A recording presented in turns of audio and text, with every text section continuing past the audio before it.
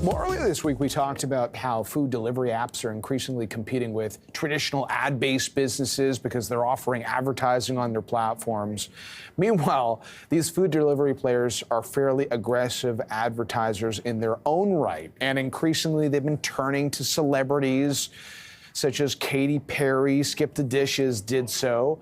The Super Bowl recently highlighted many of the A-listers that are getting in on the action. Let's bring back our own BNN Bloomberg celebrity, John Yorke, is the CEO of Reign. Nice to see you. This Katy Perry ad, that one isn't new. Did that play a role, though, in kind of kickstarting a little bit of A-lister competition, if you will, amongst the food delivery apps? It really did. And it's funny, I went back and listened to the entire original 2-minute commercial, and it's amazing how that song's an earworm. It's like you forget that it's an ad because, you know, it just plays, and it's one of those things you hear, and it's very rare that we have new music being created for ads. Usually now we're just paying for rights to use songs that we love.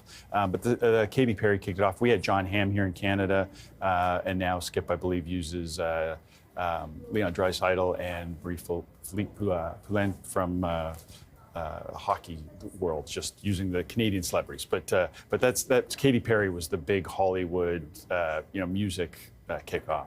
And what is the reason they are doing all of this? Well, I think that I'd like to say in good things, it's a little lazy, and I've used celebrities, as you know, in the past work we've done. But it's easy to use celebrities because they automatically get you this authenticity, you likability. Wharton School in the U.S. has come out and said that people buy from celebrities quicker, they make decisions quicker, and buy more from celebrity endorsements. So it actually works as a proven model, and we've seen the people then start to go, oh, I'm like this brand, and I like that person, so therefore, I want to be associated with it.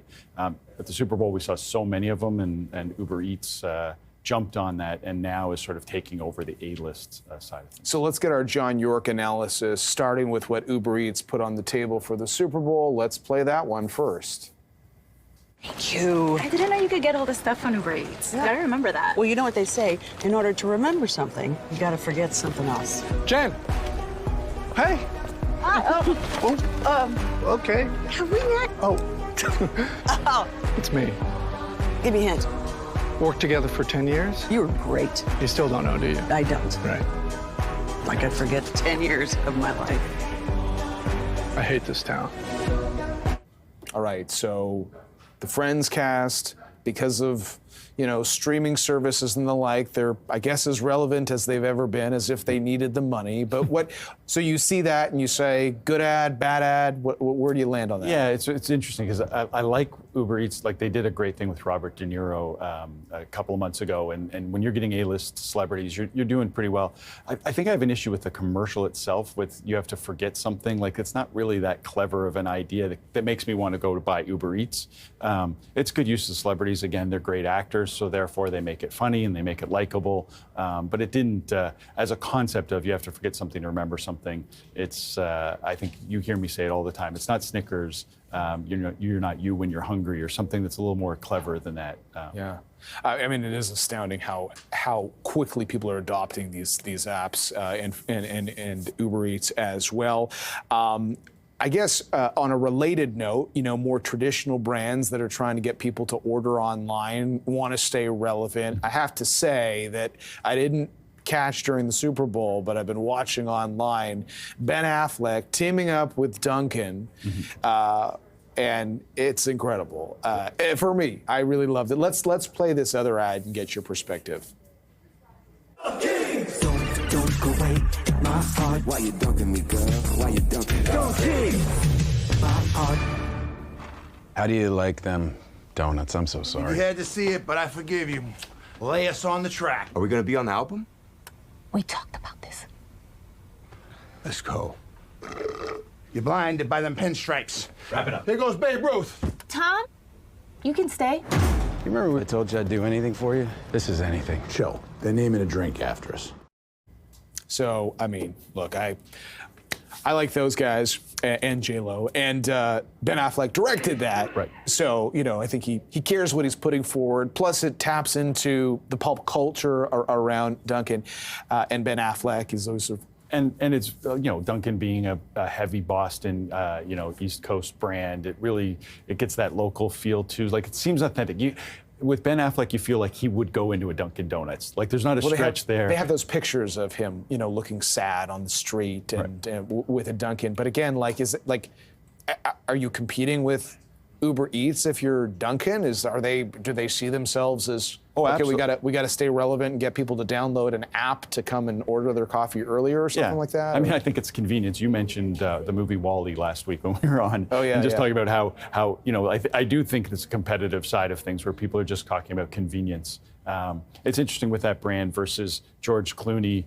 George Clooney with Nespresso, you don't really believe that George Clooney's drinking Nespresso at home. But I do believe that these guys are. I would, but yeah, I get what you're saying. And plus, people self-deprecating, strategies. And when your celebrity friends are Tom Brady and Exactly. Matt Damon, I think you're doing all right. That was pretty fun. DoorDash, we have an advertisement from them, so let's play a clip from that and come back to John after this. DoorDash can DoorDash pretty much anything.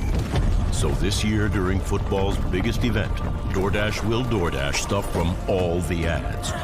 All to one winner. All the snacks. Every automobile. A tax service. And who knows what else. We haven't fully thought this thing through yet. Just look for the promo code on the big day for a chance to win it all. DoorDashAllTheAds.com. So no celebrities there. Right. That was the point? It's the one ad that stood out to me because it didn't have celebrities. In all of the Taylor Swift hype and everything that was going on, DoorDash was able to avoid that. And they did this ad that had incredible legs afterward. So at the time, you probably watched that and went, okay, whatever. But online, people started going, okay, what are all the ads? And you had to dash every ad that you saw. There was a way to fill out your entry, and you had to write all of the ads. And then the winner, which was announced 3 days ago, won everything that was advertised at the Super Bowl. $480,000 worth of product, including a new car, a new motorcycle, I believe tickets to concerts. But everything that was advertised, they did. So DoorDash stood out without having to spend the money. You think of the money they saved on celebrities, which is millions of dollars. They gave away $480,000. It's expensive, but I guess they are hoping that just the more people are constantly thinking about this and the more they use these, like 5-10 years from now, they don't even have to advertise at all. In theory, I guess? Yeah, I guess once it becomes part of your everyday. But I think there's always going to be competitors and there's always a reason to stand out. But it's a land grab right now for a lot of these services. And so we'll see who wins out.